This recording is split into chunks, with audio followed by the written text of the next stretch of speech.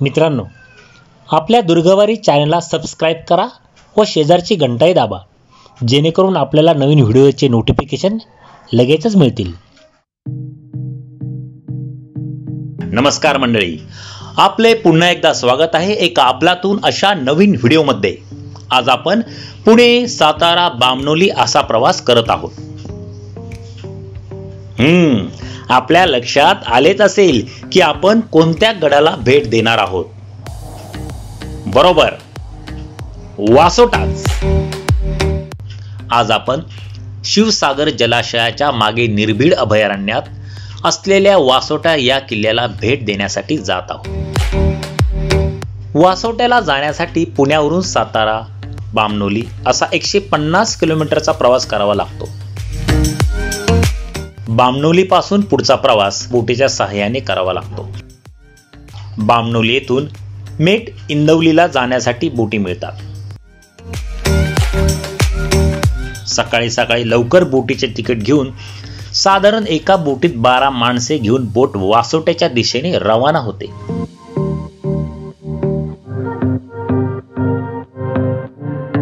जलाशयातून होणारा हा प्रवास अंदाजे 1 ते 1.5 तासाचा असतो.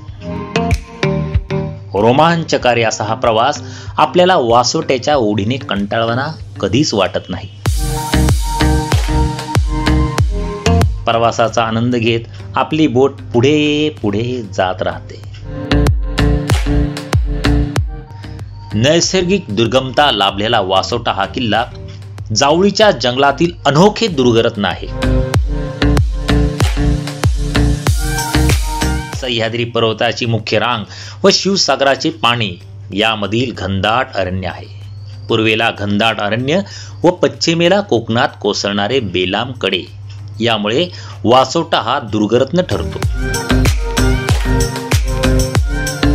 निर्जन व घनदाट अरण्य यामुळे पूर्वी येथे वाघ व बिबटे यांची संख्या अधिकच होती. दूरनच आपल्याला वासोट्याचे दर्शन होत आहे. तो पहा समोर वासोटा. आता पहा, तो स्पष्ट दिसू लागला आहे. छत्रपती शिवाजी महाराजांनी याचे नाव व्याघ्रगड असे ठेवले. याचा वापर तुरुंग म्हणून केला जात असे. घनदाट जंगल असल्या कारणाने इथे वन्य पशूंचा संचार असतो. विशेष करून गवे व अस्वल यांचा इथं मुक्त संचार आढळतो. त्यामुळे किल्ल्यावर राहण्यास मनाई आहे.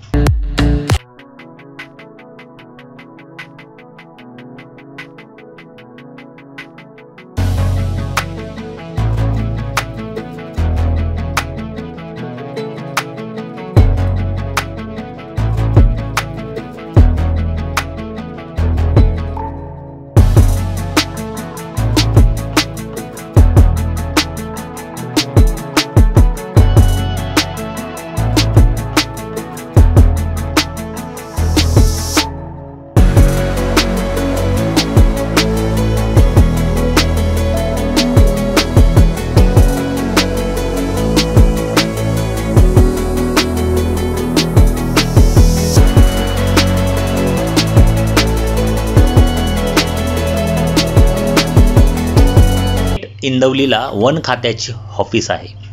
तिथे आपली व आपल्याकडील पाण्याच्या बाटल्या, प्लास्टिकच्या पिशव्या याची नोंद होते व त्याप्रमाणे प्रत्येक वस्तूसाठी ₹10 डिपॉझिट भरल्यावर गडावर जाण्याची परवानगी मिळते.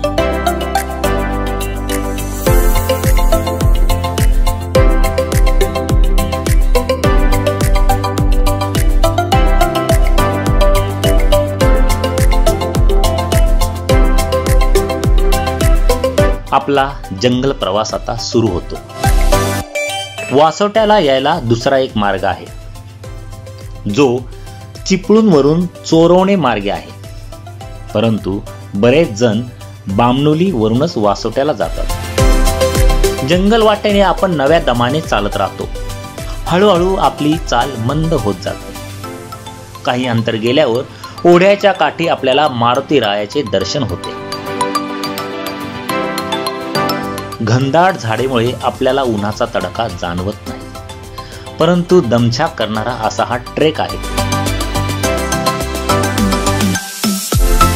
इथून पुढे किल्ल्याची चढण व जंगल सुरू होते.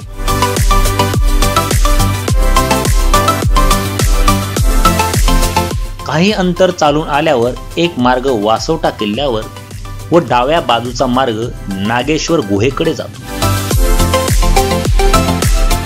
एकाच दिवशी दोन्ही पाहणे म्हणजे शारीरिक कसरतच म्हणावी लागेल. आपण मात्र दोन्ही पाहणार आहोत.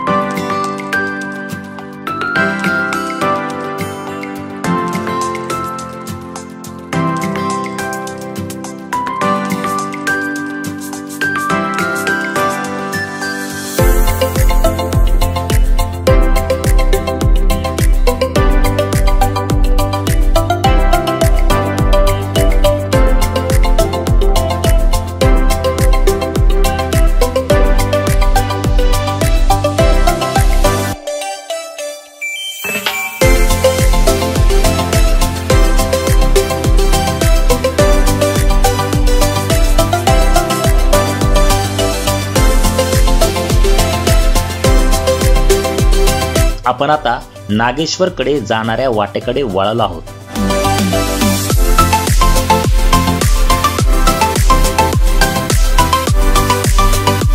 जंगलवाट व पुढे कड्याच्या बाजूने आपण चालत राहतो. दुरूनच नागेश्वर सुळका व गुहा दिसते.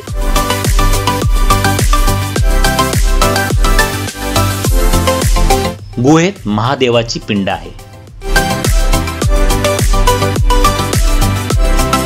पिंडीच्या वरील खडकातून पिंडीवर पाणी ठपकत असते. गुहा प्रशस्त अशी आहे.